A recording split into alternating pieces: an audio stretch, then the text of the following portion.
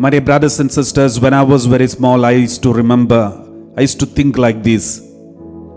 I have seen people speaking about miracles, wonders, messages that are given to them. They see visions, they get messages from the Lord. And there are people who give testimonies saying God spoke to them and etc. Then I used to think, they are all so holy people, they are all famous, they are all bishops and priests, they will be receiving such kinds of blessing. God will speak to some important people, the leaders, prophets, bishops, priests, or the preachers, and so on and so forth. I used to think like this.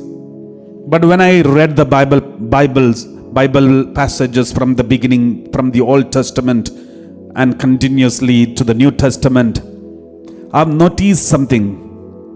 God's selections are not like human selections. He mostly speaks to the ordinary, maybe in the least of the brethren, least of the families, least of everyone. God speaks to them. God has no special choices. Sometimes some of you must be thinking, will God ever speak to me? Because I don't do any ministry. I'm not a big praying person. I'm not doing big sacrifices. I'm not doing any penance. I'm not a prayerful person. I'm a sinner. Will God ever speak to me?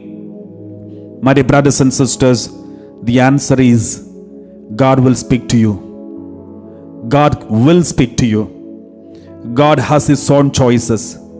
Sometimes He selects the worst of every humans, and sometimes He selects insignificant people from among the communities. Sometimes God selects the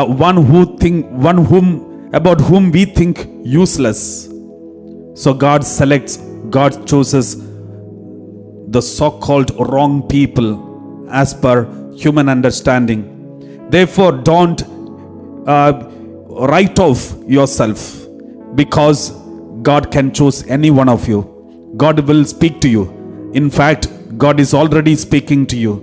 You just need to tune in. You just need to tune in. And you just need to be open to the Lord. You will start listening. This ordinary woman, ordinary girl from Nazareth, Mary, heard the voice of God, and God has given a big choice. She was not brought up in a big family. She was not born in a rich family, and she was born in an ordinary family and betrothed an ordinary man called Joseph. He was just a carpenter. My dear brothers and sisters, your background is not a matter at all for God. He just loves you. He has just chosen you. Believe it and move on with Jesus. You will hear His voice.